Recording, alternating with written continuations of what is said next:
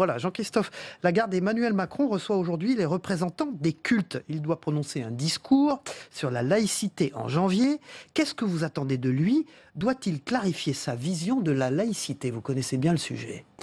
Je ne crois pas que le président de la République ait à avoir une vision de la laïcité. La laïcité, c'est la loi de la République, c'est un de ses principes de vie en commun, qui dit grosso modo, pour faire simple, que chacun a le droit de croire ou de ne pas croire, de croire ce qu'il veut ou de ne pas croire, de pratiquer son culte, d'être protégé pour le faire, et dans le même temps, puisque c'est la mode, de ne pas imposer cette croyance aux autres, de ne pas perturber l'ordre public, de ne pas, comment dirais-je, faire de prosélytisme. Voilà.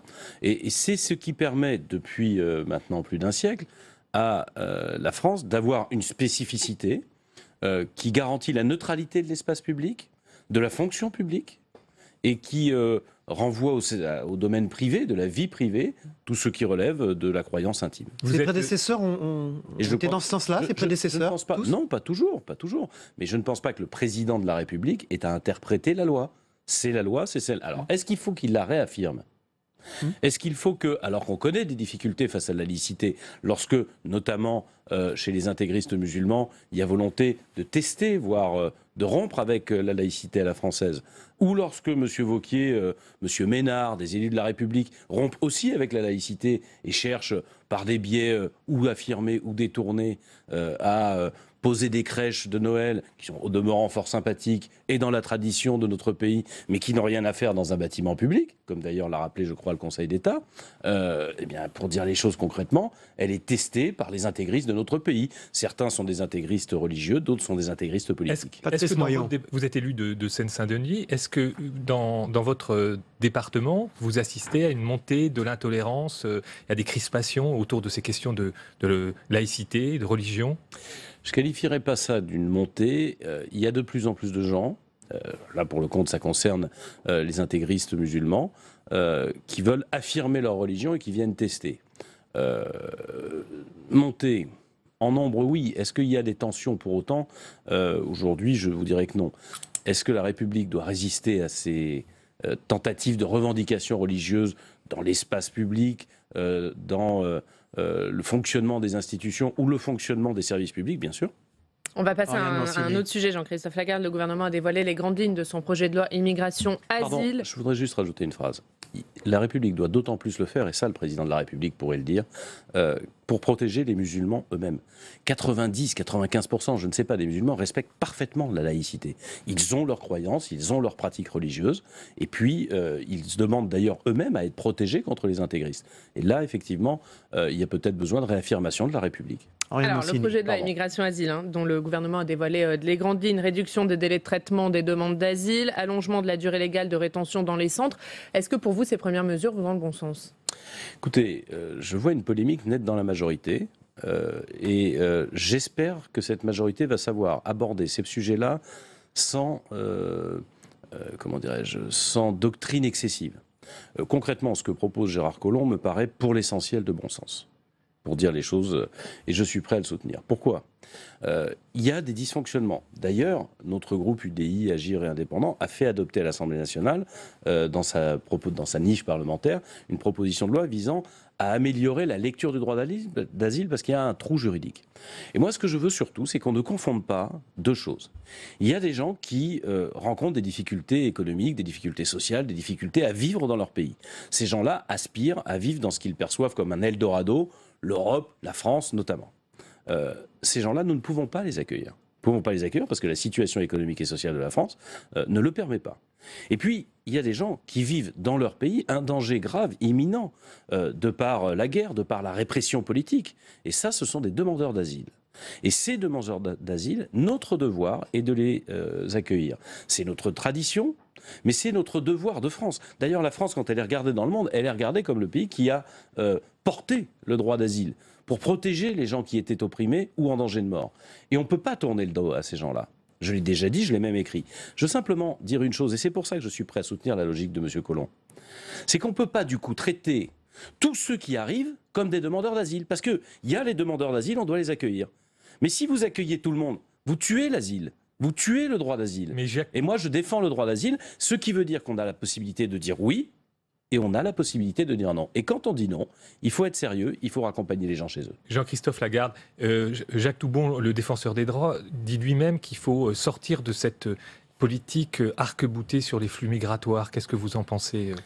Attendez, là encore, ce n'est pas un flux migratoire, le demandeur d'asile. Le demandeur d'asile, c'est quelqu'un qui est en danger de mort. Vous ne le considérez pas comme une statistique. Et on est en capacité, y compris quand il y a eu, avec la guerre en Syrie et la guerre en Irak, les choses vont sans doute permettre le retour d'un certain nombre de populations qui ont fui au péril de leur vie à travers la Méditerranée, avec des milliers de morts qu'on n'a jamais regardés, parce qu'on ne les voyait pas à la télé, parce qu'on ne pouvait pas les filmer. Bon... y compris dans cette période-là. Moi, j'avais fait une proposition. Vous savez, en France, rentrent légalement à peu près 200 000 personnes chaque année.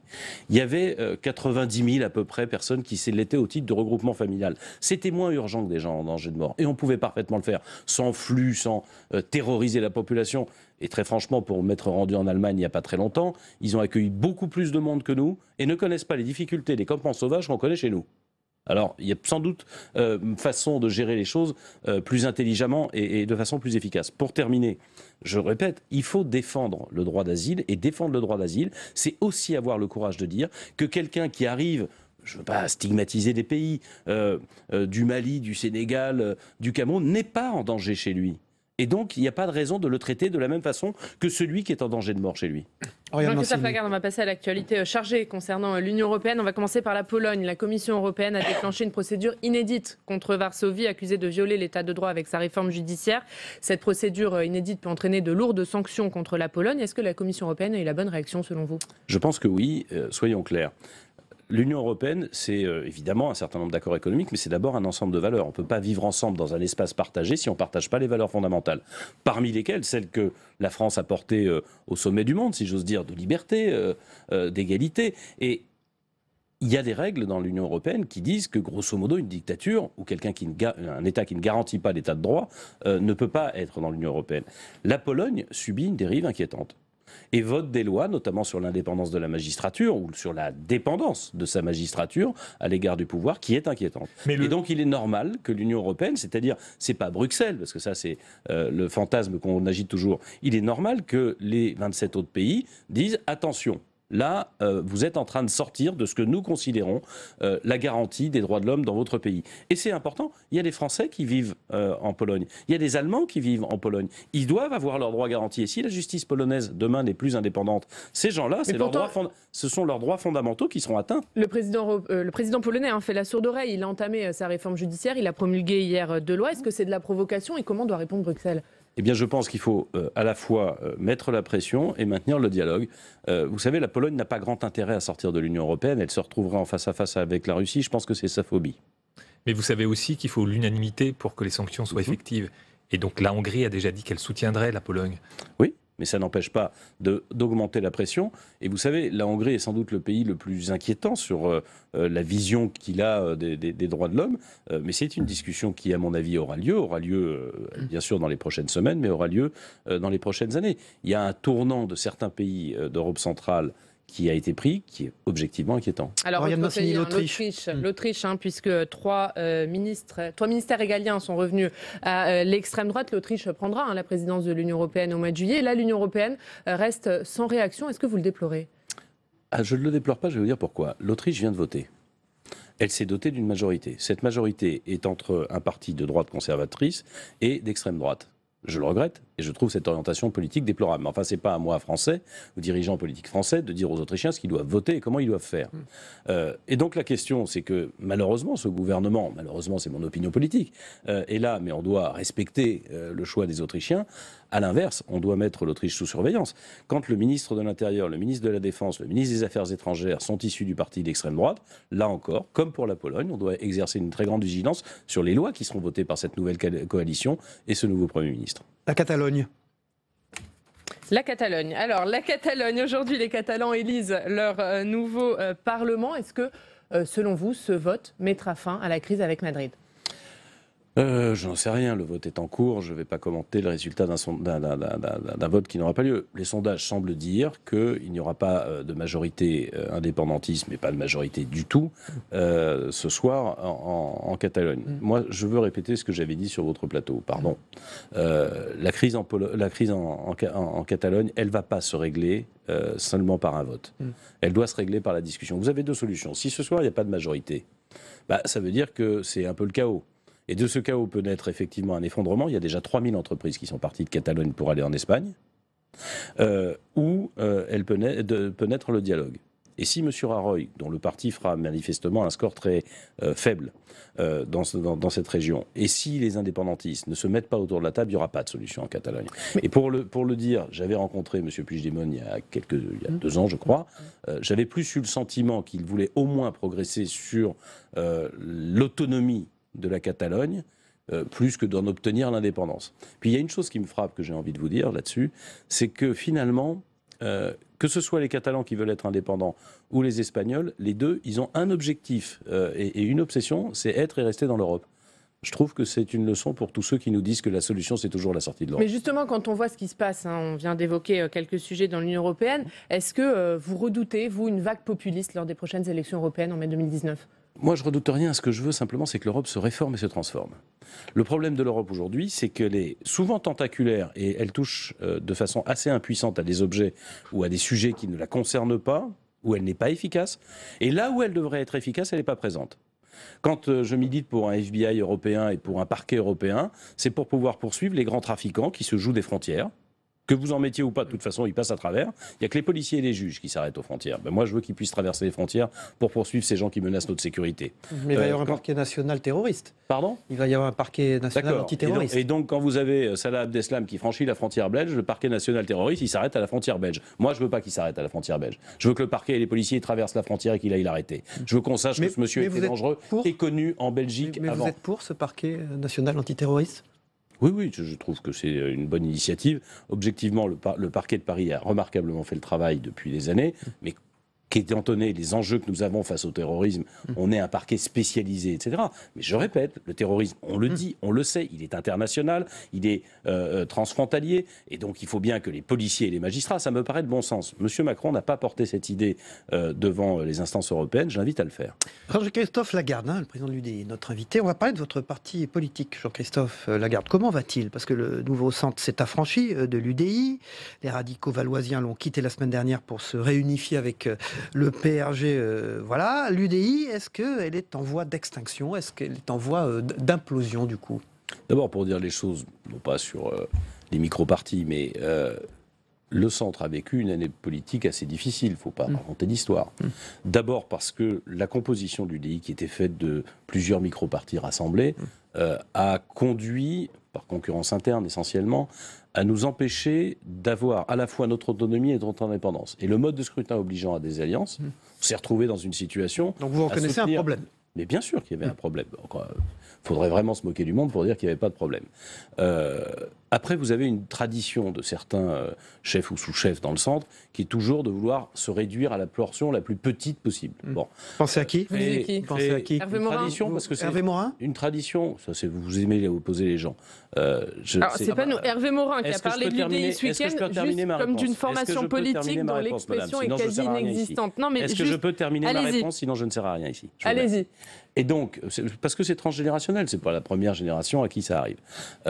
C'est une chose simple pour moi. Quand on a, avec Jean-Louis Borloo, créé l'UDI, on a montré que le rassemblement nous permettait de peser sur la vie politique et que la dispersion ne le permettait pas.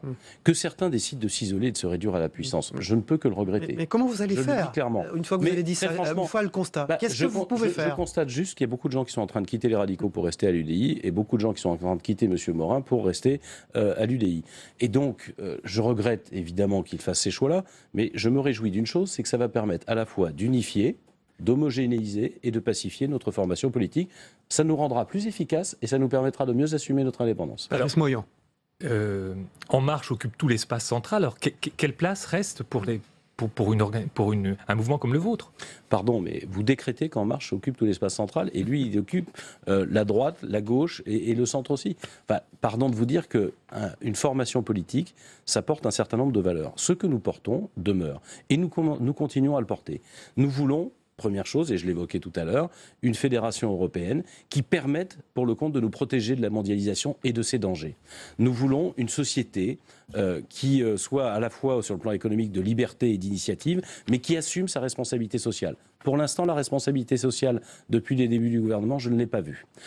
Troisième chose, nous voulons mettre le paquet dans l'éducation nationale, et là-dessus, le gouvernement, je crois, fait le job, pour que l'école redevienne républicaine, qu'elle soit un ascenseur social, qu'elle cesse de reproduire les élites comme elle reproduit d'ailleurs les exclus.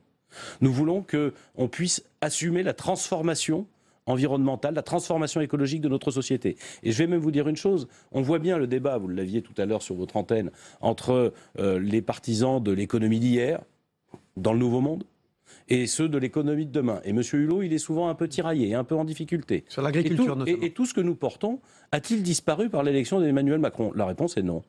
La réponse est que nous allons continuer à porter nos idées sans doute, grâce à cette indépendance et cette unification devenue possible, en faisant en sorte qu'on ait des attitudes politiques différentes. Moi, j'assume totalement tous les points d'accord que j'ai avec M. Macron. J'assume parfaitement d'être d'accord avec la politique sur l'éducation, d'être d'accord avec la loi sur le travail, d'être d'accord avec une grande partie de ce qu'il dit sur l'Europe. Et j'assume tout autant, comme n'importe quel Français a le droit de le faire, d'être en désaccord avec l'augmentation de la CSG parce que je pense que c'est une erreur majeure. Mais les constructifs disent comme vous. D'être en désaccord avec la réforme de la taxe d'habitation parce que la bonne réforme, c'était de fusionner les deux impôts locaux, taxes foncières et taxes d'habitation, et de les mettre sous condition de ressources. Et d'être en désaccord avec sa vision des territoires. D'être en désaccord avec sa politique. Mais les constructifs d'être disent en comme désaccord vous. avec la politique du logement.